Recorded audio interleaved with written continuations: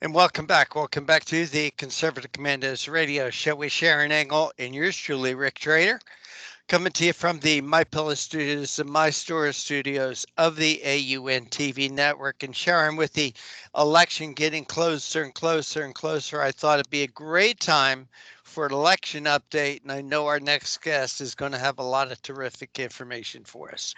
I'm sure of it, and I'm pleased to introduce Jim Pfaff, who is the president of the Conservative Caucus. Jim's political career stretches over 3 decades. He also served as chief of staff for Colorado House Republican Caucus. He also served as founder and executive director of Americans for Prosperity of Colorado, president of the Colorado Family Institute, and a national representative for the Family Policy Councils at Focus on the Family. Jim served as chief of staff for two different congressmen, Congressman Tom Massey and Congressman Tim Hulskamp. Jim, welcome back to the Conservative Commandos radio show. Glad to be with you all. Thanks for having me. Well, I'm especially excited to talk to you about the swing states. Since I live in one, I want to know, how's it going with the swing states? Are we able to swing them to Trump, or are we battling for our lives?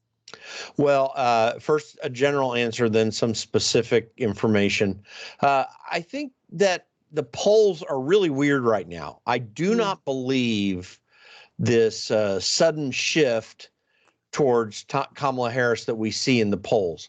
I always try to tell people there are a lot of pollsters who really twist things. There's no doubt about it. There's reason to be suspect of polls on a regular basis. But there are a few pollsters that actually try to do good work, both on the left and the right, frankly. But the ones that seem to get the media play are the ones that tend to be the worst. Some of them are halfway decent. But what I think is happening right now is you're seeing these swing state polls skew Democrat because of their turnout models that they're putting together. Remember, polling is a science. It's also a little bit of an art because no one knows what the mix of the electorate is going to be on election day. And in this day and age where we have all this early voting, that can be even harder to predict. And some people want to skew it in favor of their political agenda and others not. But even for the honest ones, that can be a challenge. So I think that no one should at this point take any panic or wonder, wow, is Donald Trump losing it? Everything is in Donald Trump's favor right now. The economy situation is bad. Kamala Harris is complicit in what's going on with the economy. American people do know that. They're not dumb. They can't be fooled. They do understand what's happening. So generally, all of these swing state polls are showing kind of a even par between Harris and Trump. I think Donald Trump is a little bit more in the driver's seat with this. Now, in Arizona, I think he's going to be able to pull that out. Nevada, where y'all are, obviously, we don't know what's going to happen just because of the Harry Reid, he's dead now, but the Harry Reid factor, which is he could really move the unions. That effect is still there. But I frankly think that the no tax on tips pledge that Trump has, which he's sincere about, the no tax on overtime pledge, that kind of makes it hard for the SEIU to do their turnout model like they usually do, particularly in the Clark County area in Nevada. And there's a lot of positive sentiment for Donald Trump in Nevada. So I think Nevada can be one. It's a little bit harder to tell, but I think that can happen. In Wisconsin, there's a chance. Wisconsin's always tough, but I think there's a possibility there. I talk to people in Wisconsin. They feel like that the positive union sentiment that Donald Trump's getting right now will be helpful in Wisconsin, but hard to tell. I do think, though, Michigan is winnable. And I really believe that I'm getting word as of recently, the UAW folks in the Detroit area and in the auto manufacturing in Michigan, they definitely are positive towards Trump because Trump has had the right message when it comes to taking on China and their attempt to build cars in Mexico and ship them up here. So that tariff thing really matters to that voting constituency. So I think Michigan is potentially winnable. But I think the real interesting and positive development in this current election cycle is what's going on in Pennsylvania. You've got Cliff Maloney and Scott Pressler there doing fantastic work getting Republicans registered to vote. The shift in voter registration in Pennsylvania has added hundreds of thousands due to their efforts and other things, hundreds of thousands of new Republicans registered to vote there. That is a base to work from that is pretty solid. And frankly, I think no matter what Donald Trump does, Pennsylvania may just pull this thing out. And I think that's the key factor. I was just last night at Tucker Carlson's event in Reading, Pennsylvania. He had events in Hershey and in Reading. Last night he did it with Alex Jones and Jack Posobiec. And it was amazing, the energy in that arena. And I was backstage there. I had a chance to be on Alex Jones' program earlier in the day. There is really something interesting happening in Pennsylvania. And so that may be the thing that pulls this all out. Some polls are showing problems in North Carolina and Georgia. I really don't think that that's the case. And I think he's going to win those two states. Pennsylvania is a must win for both Donald Trump and Kamala Harris. So that's kind of my kind of landscape overview of it. Okay, you mentioned Kamala Harris. I want to talk a little bit. She's kind of pushing for another debate. Why is that? Does she know what the real poll is saying, and she's scared, or does she think that she won that last one and she can win again, and this is how to trounce Trump? It's kind of both of those things. Mostly that I believe their internal polling shows that she's in trouble. Listen, Democrats, you're hearing news reports about it. Democrats are freaking out about Pennsylvania. It's not working for her. And in fact, strategically, she made a big mistake not choosing the governor. Oh gosh, why did I just forget his name suddenly? Anyway, she made Josh Shapiro, thank you. Mm-hmm. She made a big mistake not choosing him. That actually might have secured Pennsylvania for her. I don't like Josh Shapiro. He's a rank leftist Democrat, but he's actually a very good campaigner. He sounds good on the trail, and Pennsylvania has voted for him pretty strongly. That probably would have helped her. But of course, Bernie Sanders and Elizabeth Warren wanted the most radical left choice, so she got Tim Walz. That was a strategic error on her part. I still think Trump could have pulled it out, but it would have been much tougher. But she knows that she's in trouble. Internal polls, I'm sure, show her that. Remember, she wasn't even going to debate Donald Trump. In the debate they did do, she was feeling so confident early on, and she got scared enough and decided to do it. She does feel she got the upper hand with Donald Trump. I don't think she did. I think the post-debate results show that Donald Trump kind of net won that. I don't think he had a great debate, to be candid with you. But people saw how much she lied, and that she's paying the price for that in the polls. So all that to say, yes, I think she feels like she wants another shot at Trump because she's not doing well. They know it internally, and I do still believe that's going to play out in November. So of course she wants to take him on again, see if she can make him look bad. Okay. The other factor in this that people don't want to talk about, they call an election denier. They say you got your tinfoil hat on when you talk about it.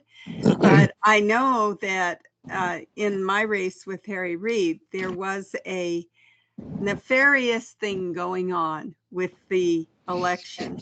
And we keep seeing it rearing its little head everywhere. People, of course, have those films from Georgia. How do you explain that? Yeah. Films from Pennsylvania. How do you explain that? Dinesh D'Souza goes out with 10,000 mules. How do you explain that? So what kind of, are we looking at that? Are you factoring that in when you talk about who's ahead and who's not? Because it has nothing to do with polling. You can't poll cheating.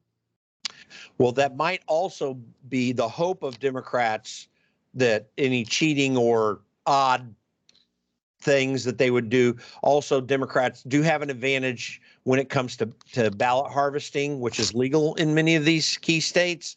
And they feel like Democrats would have an advantage of that. And they certainly are going to work that. That could be the reason for some of the polling models that I do think are going to be wrong. I don't believe the election is going to be stolen from Donald Trump, but I do believe there are very serious concerns. Now, the stand that I've always taken is that the biggest problem with 2020 was the fact that the Constitution was violated. Article 2, Section 1, Clause 2 of the Constitution gives the states the right to determine how electors are going to be chosen. And historically, back in the early 19th century, electors were not chosen by a direct popular vote. And that's how the legislatures work that in some states. Of course, that changed to more of a popular vote to choose who the electors were, and that's fine. But the states have a right to decide what that is. In Pennsylvania in 2020, they changed the law related to their mail ballots. We won a big key victory in court where Pennsylvania is not allowed to allow these mail ballots to linger on for 5 days. That was actually a huge victory in court. And it wasn't an entire one. Pennsylvania still has got some things to be concerned with, but they're not going to be allowed to do what they did back in 2020, which we didn't find out anything in Pennsylvania until almost the next weekend. In fact, past the next weekend. So that is off the table. Many states did kind of firm up their laws, and so that's positive. But I always maintained that the Article 2, Section 1, Clause 2 problem was the major factor when it came to 2020. There is also a factor of the how the election rolls that are out there and getting cleaned up. There actually have been some states that have been working on this issue. There have been some key victories in court to allow that to be cleaned up. Some of that, it's still proceeding right now as we're going into early voting, by the way. So it's kind of way late in the cycle, but I think that may be helpful a little bit. And then the other factor in 2020 was that, like in Detroit and Pennsylvania, they weren't allowing Republican election judges to observe the counting. That was a big issue. That's going to be lingering out there. There are some real concerns that exist, but I do believe that Donald Trump's going to win this thing, and I don't think Democrats can steal it, but there's no doubt they're going to try to. And of course, Nevada is one of those states that is most prone to that. And it kind of has a West Virginia 1960 reputation, where there's a real belief that that state was stolen by Union forces at the time that allowed John Kennedy to win. Nevada's notorious for this, and so hopefully that will not have an effect. I think some of the mail ballot problems in Nevada from 2020 have somewhat been resolved, but again, it's still a little bit up in the air. We feel very up in the air out here. And with that, we're going to go to someone who keeps us solidly grounded, and that is our sponsor. We are coming to you from the Conservative Commandos Radio Network studios and around the world on the internet with TalkStream Live, iHeartRadio, TuneIn, Net Talk America, and AM FM 24/7. I'm Sharon Angle here with my co-host Rick Trader, and we've been talking with our special guest, Jim Pfaff, who is the president of the Conservative Caucus. He's been talking to us about election updates, and we'll be right back after these messages.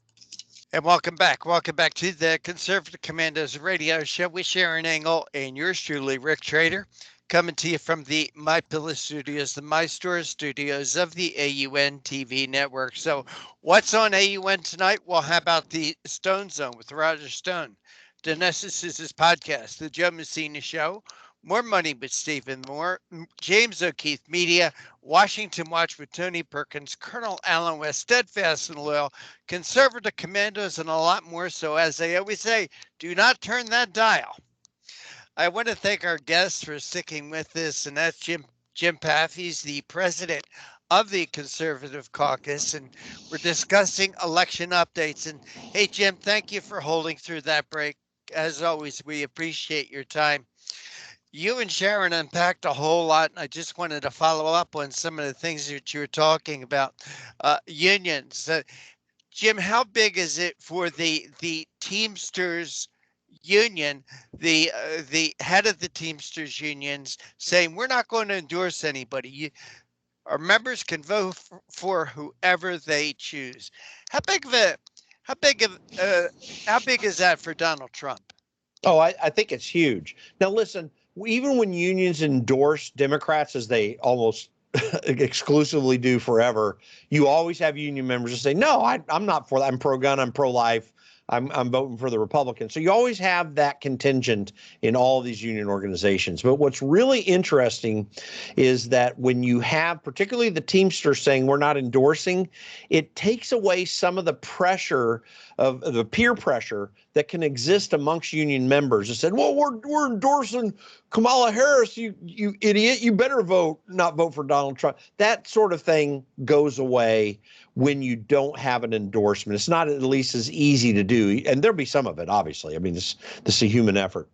But that's big. But what we're also seeing, for example, is the Pipe Fitters Union, which is the largest union in New York City. This is why you're maybe seeing some of these numbers that are kind of hard to figure out in New York.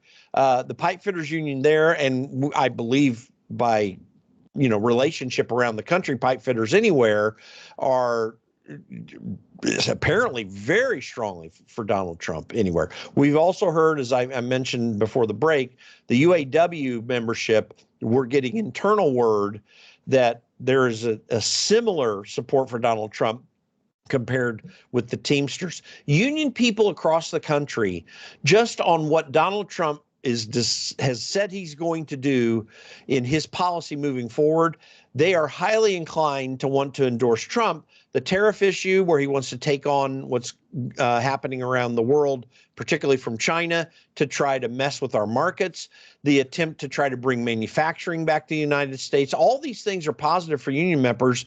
And Kamala Harris has no plan for this. They have a bunch of talk, because the Democrats are the union party. Well, Donald Trump connects really well into that community. So I think that net, it's very much in his favor in ways that we probably aren't seeing in the polls clearly right now.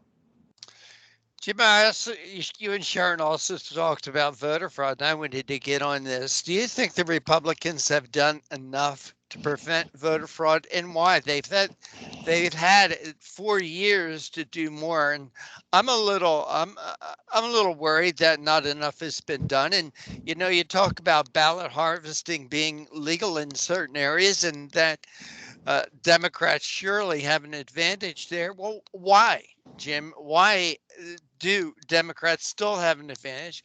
Why haven't Republicans taken on voter fraud a little bit more seriously? I mean, it's cost them so many elections. Well, it's because Republican leadership in this country is shallow and is lacking. I mean, we're just right now looking at, as we are recording this, we're looking at Congress is going to vote this week to do another continuing resolution on the budget. They pulled out the SAFE Act. Of course, we knew that was going to happen. I've predicted it. Thomas Massey was talking about that in recent weeks as well. And the Republicans are just weak-kneed, frankly, in the leadership. I mean, all Republican voters and activists are just fired up. They're ready to do things. They're good people. They want to do the right thing. But leadership does matter. So Ronna Romney McDaniel did a crappy job as RNC chairman. They have tried to make some changes. I do have some friends, by the way, who are participating in some of the legal efforts that the RNC is undertaking. And they're telling me that, no, it's not as big as we would hope, but there are some things happening. And we're seeing some results from that. But Republican leadership, from whether it's the RNC, the National Republican Campaign Committee in the House, or the National Republican Senatorial Committee run by Mitch McConnell, these people, frankly, I don't even know what their commitment is to win elections. Like, they want to win enough to make sure that they can enjoy all the benefits of what they get in Washington, D.C. They don't tend to want to win for the American people. So we've got a lot of work to do in the future on that. But in terms of this election, I am relatively confident that there have been enough things to happen so that it won't go off the rails like it did in 2020. And frankly, in 2022, when Ronna Romney McDaniel didn't do a darn thing to try to fix any problems that were happening in 2020. And of course, you've got Governor Brian Kemp, who thankfully has buried the hatchet with Donald Trump in Georgia, but he's not a person desirous to get things right. And you have too many people like him in the Republican Party. It's frankly a shame. And it's a disgrace. Wanted to talk with you about Pennsylvania. You and Sharon mentioned Pennsylvania. You mentioned Josh Shapiro. You also mentioned that she probably made a mistake by not picking him. Interesting, as I drive around Pennsylvania, it's almost reminding me of 2016 over again. And I'll tell you what I mean. I'm seeing a tremendous amount of Trump signs. I'm seeing no Harris signs in Pennsylvania. Also, I agree with you. It was a mistake that she didn't pick Josh Shapiro. But I wanted to ask you, are you noticing that Tim Walz has almost disappeared in his campaign?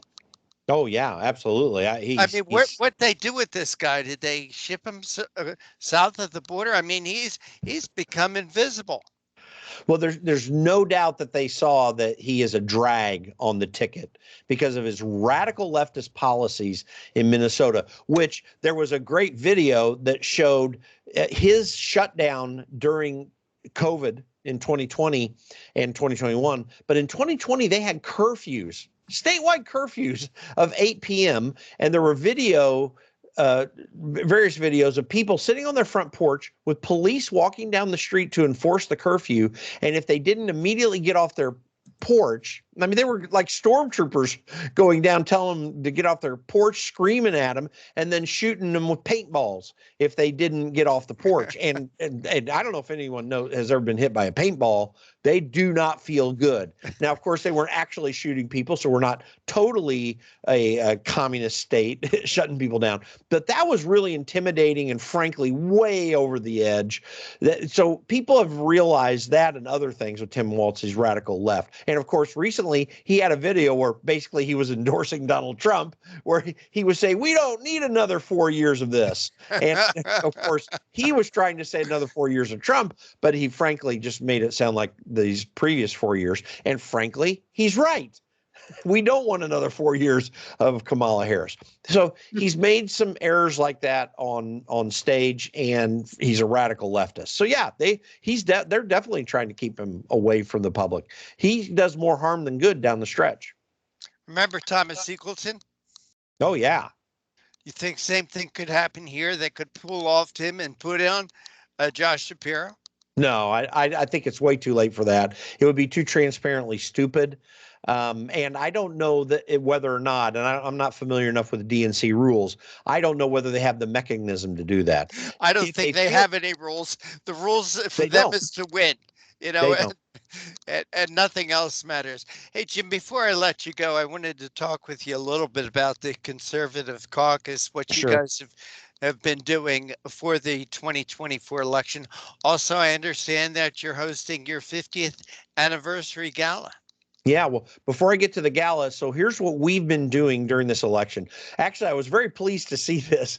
We went out and aggregated all the independent expenditure spending nationally on behalf of Donald Trump, and we found out that we're the second highest spender on independent expenditures in the country, just behind the MAGA PAC, which is ostensibly the official PAC, so to speak, of the Trump campaign. So we have spent about $3.5 million.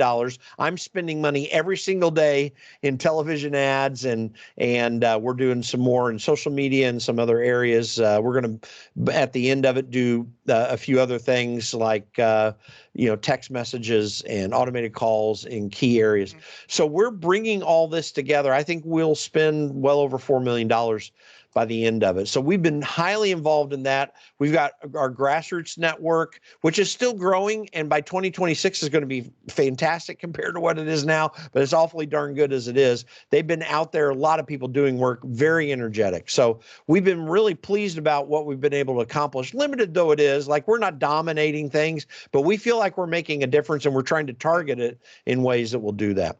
Now, that all said, that is our pedigree as an organization. We were founded in 1974 by Howard Phillips, And for those old enough to remember, Howard Phillips was an icon in the conservative movement. You would talk about Bill Buckley and Barry Goldwater and Howard Phillips all in the same sentence because he had that much impact on the conservative movement. We have our 50th anniversary this year, and we're going to be celebrating it in the Leesburg, Virginia area. Rudy Giuliani is going to come speak. It's on October 13th from 6 to 9 p.m.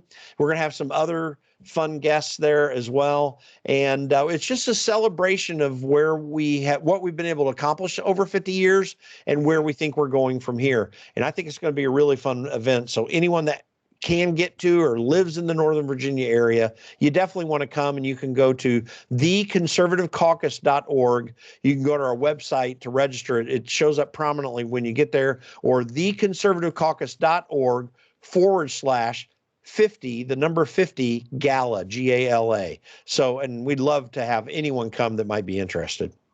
All right. Jim, we're always appreciative of your time. Jim Pfaff here from the Conservative Caucus. And before you go, give out those websites again. Sure. Theconservativecaucus.org is our main website. You can find out about the gala. I want you to encourage you to register if you want to learn how to do grassroots politics. We've got all the training and resources there. And then if you want to register for the gala coming up here on October 13th from 6 to 9 p.m., you can go to the website or to theconservativecaucus.org/the number 50 gala, GALA.